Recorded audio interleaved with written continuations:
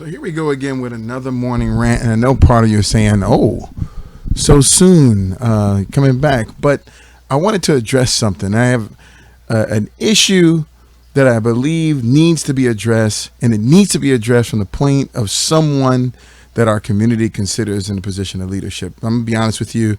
I have no desire to be a leader. I just have a desire to fix things that are wrong. And if that means that I'm leading because I step out there to do it, so be it. The issue that I'm having is when I talk to my peers, or when you see one of our leaders come out and say, "Man, you know what they say to me? Yeah, did you see that? I don't spend my time on social media, man. I ain't got no time for that." So I want to address that issue. I don't spend my time on social media. I don't have time for that.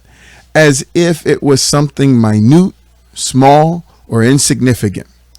Now, I'm going to address this quickly. I'm going to put some data around it, like I like to do in the morning rants, and just talk to a point.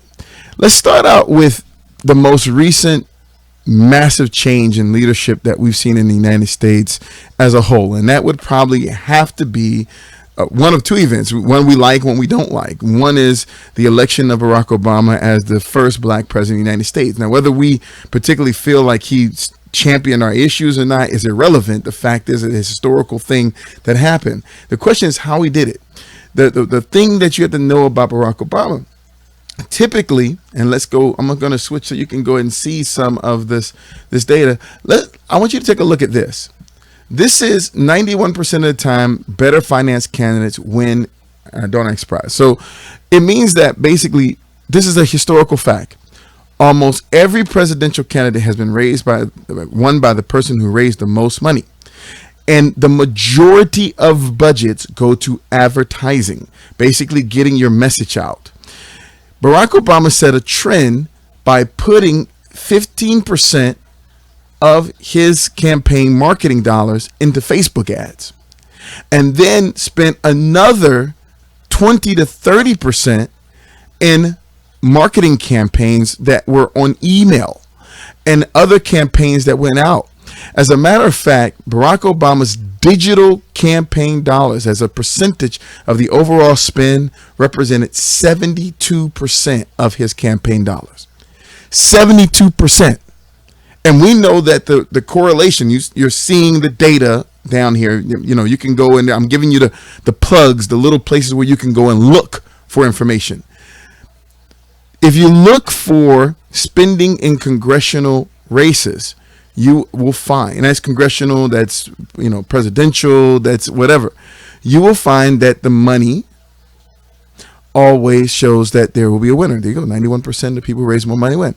And the majority of the money always goes to advertising. So if I'm telling you now that the majority of advertising dollars are now going towards social media, then we mean that social media has the power to completely and utterly reshape our country. And sometimes, you know, we get irritated with the president and we see this. And here's the other big event that we have to be honest with: Donald Trump. Donald Trump completely and utterly leveraged social media, all the way to the extent, I mean, come on, of addressing us in Twitter on a day-by-day basis, addressing the world in Twitter. No matter if we think that's psychotic or not, it's happening, and people are doing it. So when you can have a platform that can completely reshape not just your world, but the world, meaning that the president of the United States and what he does with this humongous military and this humongous economy affects everyone on our planet. When that can affect the world through social media, for someone who's leading anywhere, no matter what you're doing, to say, "Oh, I don't have time for that," as if it's beneath you, it doesn't mean that the platform doesn't make sense. It means that you're not making sense. So I'm going to address this directly to our leaders when I'm saying, yes, we have to make moves. Yes, we make deals. Yes, we put things down. Yes, we lead people. But the way that we communicate and maintain transparency in 2018 is through social media and other digital mechanisms like video, YouTube, Vimeo, like the other platforms that reach out to so many billions of people. And this space is increasing, by the way. It's not decreasing, right? We have almost half the world's population online right now.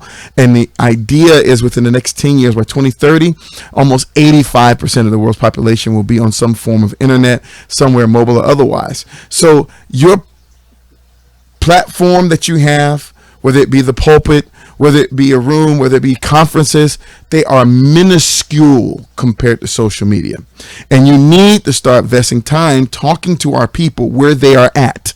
And they are here. So if you're not here, are you serving our people? Let's go a little bit deeper than that. I want to dig some deeper, right? We know what this looks like. These are Donald Trump tweets.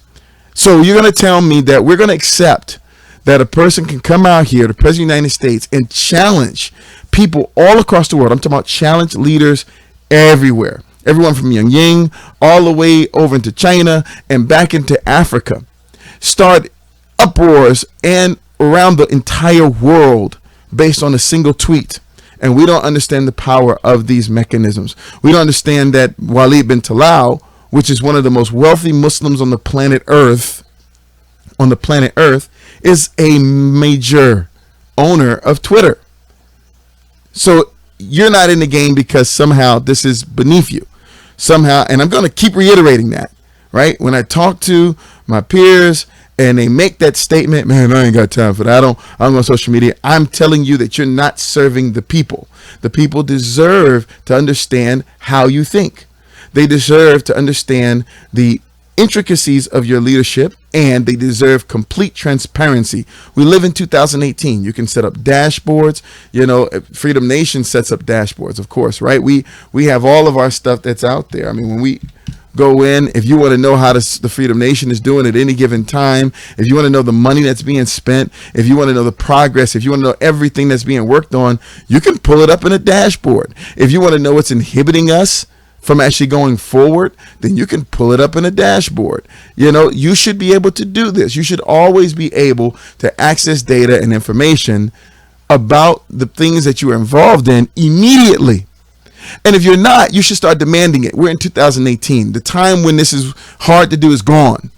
These dashboards for Freedom Nation were set up in the course of a single day, right? This can be done by everyone else. So when we look at stuff like this, right, the fact that people are spending $100 million to $200 million just on Facebook ads alone. We're not talking about social media overall. We said just Facebook ads. Then you need to ask yourself, why aren't your leaders on social media? Why aren't you talking to me like this, right? The same way I'm talking to you right now. Why aren't you talking to me like this? Why aren't you looking me in the eye and addressing my issues? Why aren't you responding to me when I hit you in the chat? Why can't I get you a messenger? Why can't I Marco Polo you? That's not beneath you. It's not children's games. It is the way it is right now. Very few people have telephones in their house anymore, but almost everyone has notifications on their social media. So that means that if your leader is out there and he's communicating to you in this way, then you should hear that quick little boom boom on your phone every single time he addresses you or she addresses you.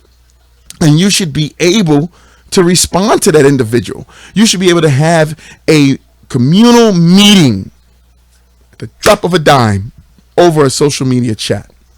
You should be able to do it. And if they're not doing it for you, then it's wrong.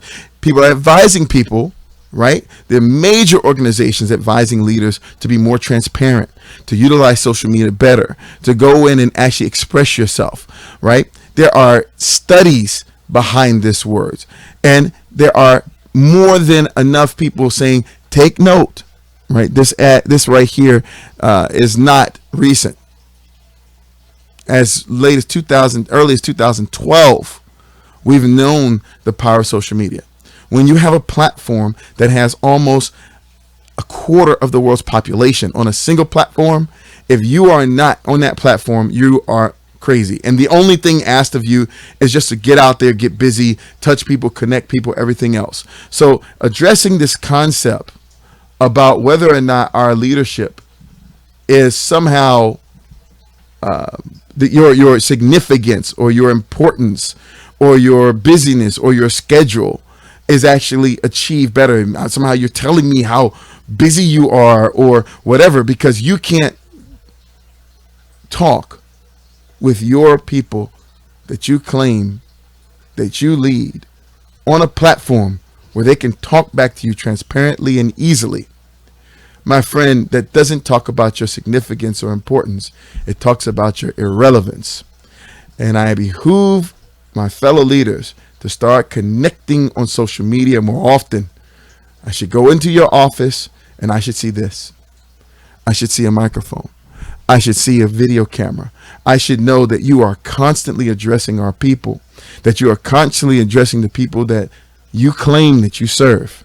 Because servant leadership starts serving the people. In order to serve the people, you got to serve them where they're at. That's my morning rant for this morning. Talk to you next time.